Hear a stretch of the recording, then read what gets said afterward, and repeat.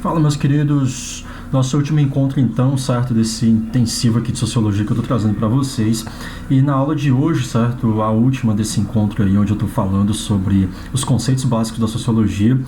Comecei falando também ali sobre a Sociologia como ciência, né, o contexto histórico no qual isso vai estar acontecendo, a sua importância, enfim. Falamos sobre Auguste Comte, Émile Durkheim, Karl Marx e agora nosso último encontro falando sobre Max Weber, certo? E aí ao final, pessoal, de todo esse processo, eu vou fazer uma resolução de questões com vocês rapidinho, certo? Para saber como ficou a fixação de conteúdo, enfim, que será o nosso último encontro com algumas questões, certo? São 4 questões rapidinhas, uma falando sobre cada aspecto que eu trouxe em cada um dos vídeos, falando sobre esses autores, né, e os seus conceitos básicos da sociologia. Então, vamos dar início, certo, à aula de hoje falando então aí sobre Max Weber. Tá? O primeiro conceito que eu vou trazer dele é o de ação social. Então, acompanhando o material que eu trouxe para vocês hoje, nós vamos ter a seguinte descrição. A ação social é um sistema de objetivos mais adequados para uma transformação das sociedades. Só existe uma ação social quando o indivíduo estabelece uma comunicação com os outros, sendo que tal indivíduo deseja ou não passar por aquela transformação. Um exemplo que Max Weber cita é que quando se tem uma eleição, os eleitores definem seu voto a partir da ação. Então todos nós realizamos ações, certo, dentro de sociedade, e essa ação, ela sendo direta ou indireta, acaba afetando a vida de outros indivíduos, certo? Então eu preciso ter contato através de uma comunicação com o outro indivíduo para que eu realize ali uma ação social.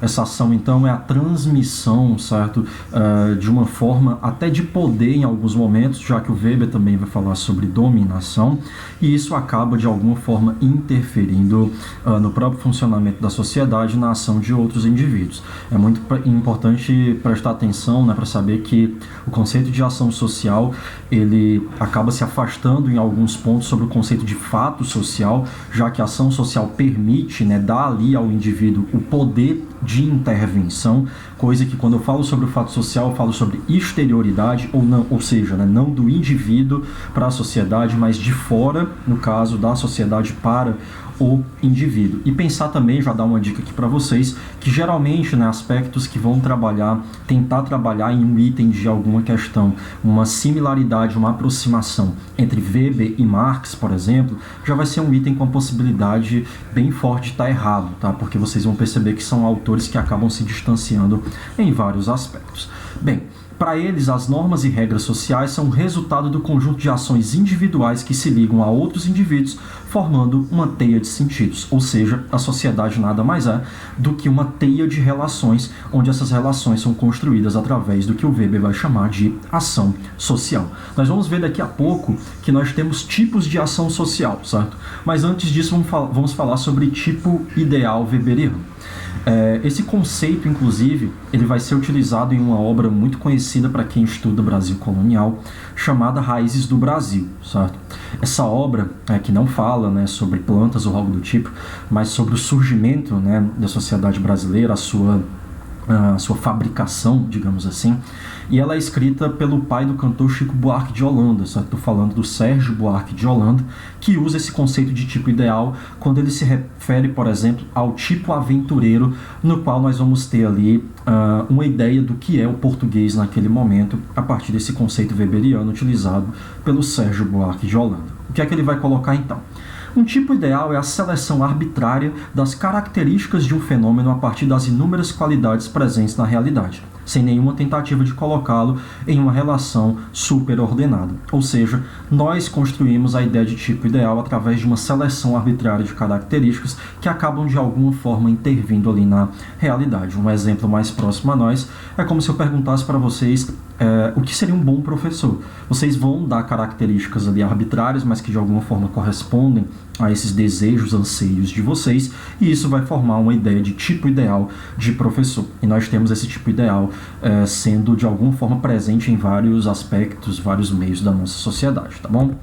Bem, eu tinha falado para vocês, então, agora há pouco, nós temos alguns tipos de ação social, certo? Que, segundo Weber, vão ser 4. Essas 4 serão as seguintes. A primeira, a racional com relação ao objetivo, ou seja, eu tenho uma ação que ela é determinada pelo cálculo racional, pela finalidade, os objetivos que eu tenho, e isso vai ser necessário de tal forma que eu vou organizar meios para alcançar aquilo que eu estou buscando. Então, tipo, eu quero comprar um carro. Só que para comprar um carro eu vou precisar me organizar financeiramente, eu vou precisar traçar um plano para que eu alcance aquilo. Então, é uma organização racional em relação ao objetivo que eu estou buscando, beleza? Próximo tipo de ação social é racional com relação a valores, ou seja, é uma ação também, só que na verdade ela vai sofrer uma intervenção ali de alguns aspectos como um princípio ético, estético, religioso ou até na defesa de uma honra. Um exemplo, vamos supor que vocês vão até uma loja de departamento e lá vocês buscam comprar alguma roupa. Na hora de comprar essa roupa, né, você pensa, poxa, eu gostei muito dessa camisa, eu gostei muito dessa bermuda, desse short, dessa calça, dessa saia. Só que aí, né, eu vou usar essa roupa para ir para um evento religioso. Seja um culto, uma missa, enfim, né, qualquer religião. E aí você começa a pensar, poxa, né, se eu for, rapaz, né, o meu pastor não vai ficar muito feliz, o padre vai ficar olhando para mim, as pessoas em volta vão ficar ali meio que questionando, porque existe uma ética ali, um valor. E aí você pensa, não vou comprar mais essa roupa. Ou seja, né, a sua ação ela é determinada a partir dos valores que você acaba atribuindo ou são atribuídos a você em sociedade. Terceiro tipo de ação social é uma ação tradicional. É aquela que acaba sendo determinada por algum costume ou hábito arraigado na sociedade da qual nós estamos inseridos. Por exemplo, Natal.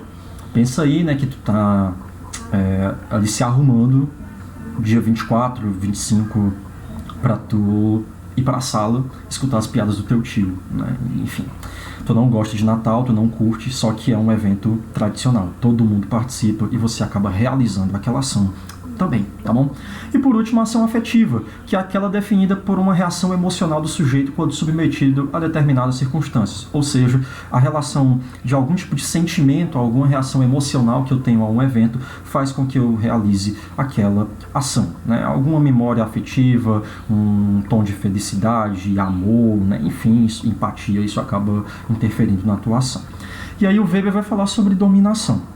Dominação é quando você exerce poder sobre outro indivíduo, tá? Não é um conceito muito difícil da gente compreender, não.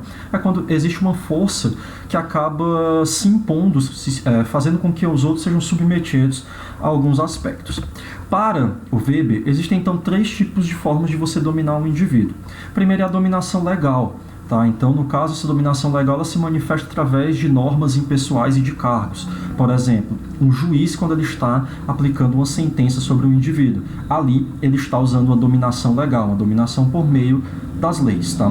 Essa dominação também pode ser tradicional, quando essa tradição ela também é algo já enraizado dentro daquela sociedade e ela acaba se manifestando como uma forma de poder sobre outros indivíduos.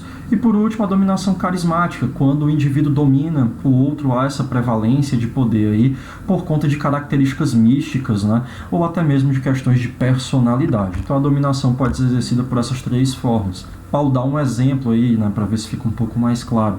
Um único exemplo que cabe às 3. Um professor. Um professor pode usar, entre aspas, ali uma dominação legal, né, porque ele tem um poder em sala de aula, garantido por lei, digamos assim.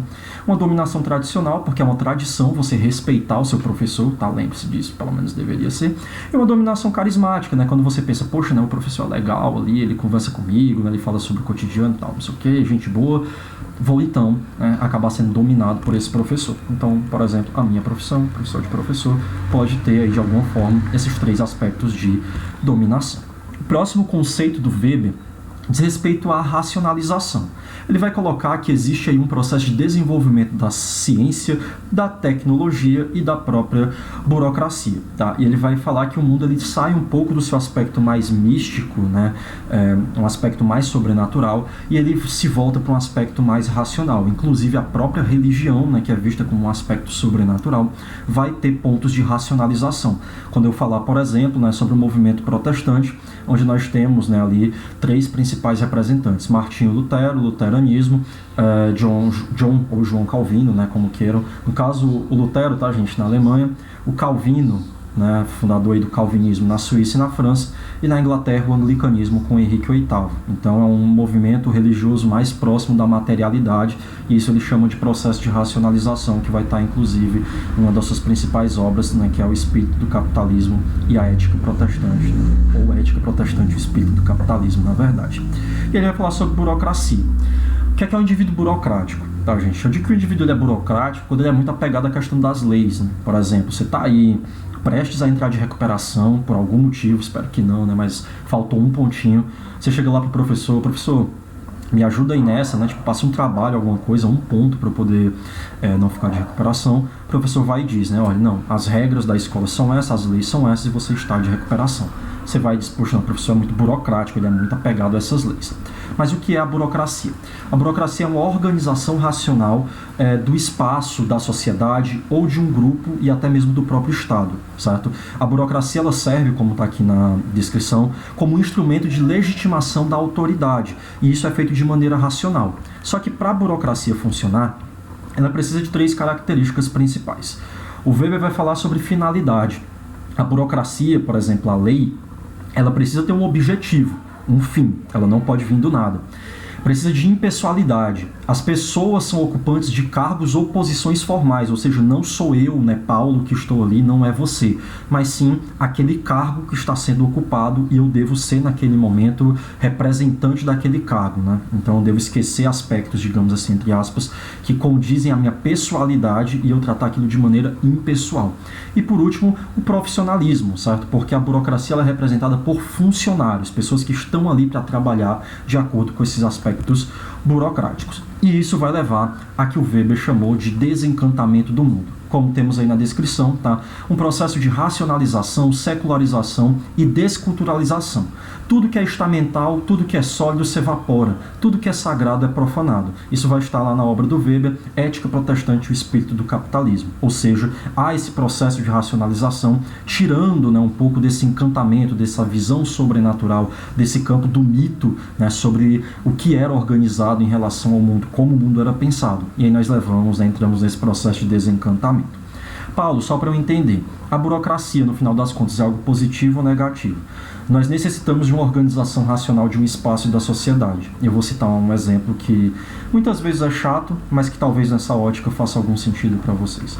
Você está ali passando num cruzamento, certo, de 2 avenidas muito movimentadas, você está apressado e tal, ou às vezes nem tá, mas sinal fechou, semáforo vermelho. Aí você fica, poxa, né? Se não tivesse esse semáforo, eu já teria passado aqui, estava ganhando tempo, já tinha chegado onde eu tenho que ir. Você está chegando perto, aí pá, semáforo fecha de novo e você, não, né? Tipo, queria que esse semáforo queimasse, que ele não tivesse aqui, não tivesse funcionando. Pensa agora, essa avenida, esse cruzamento dessas avenidas, sem semáforo, como isso estaria? Um caos, não é? Estaria todo mundo querendo ir ali de acordo com a sua individualidade, com os seus preceitos. No final ninguém vai para lugar nenhum. Por isso que a organização do espaço de maneira racional, certo, científica, é extremamente importante. Fecho aqui então, pessoal, a nossa aulinha sobre Weber, certo, Max Weber. Espero que vocês tenham compreendido. E já sabem, né, qualquer dúvida, @PauloCFSA. Estou lá aguardando qualquer comentário, qualquer dúvida de vocês, para a gente poder conversar também sobre tudo. E no próximo vídeo temos atividade, certo? Não esquece disso e não esquece de estudar todo o conteúdo, revisar tudo que eu passei até aqui, tá? Aguardo vocês no nosso próximo vídeo de resolução de questões e até a próxima.